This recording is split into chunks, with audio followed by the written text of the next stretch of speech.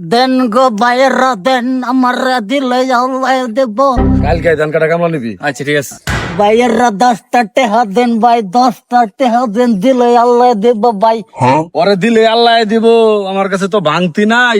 দেন ভাই দেন 500 ভাঙতি আছে।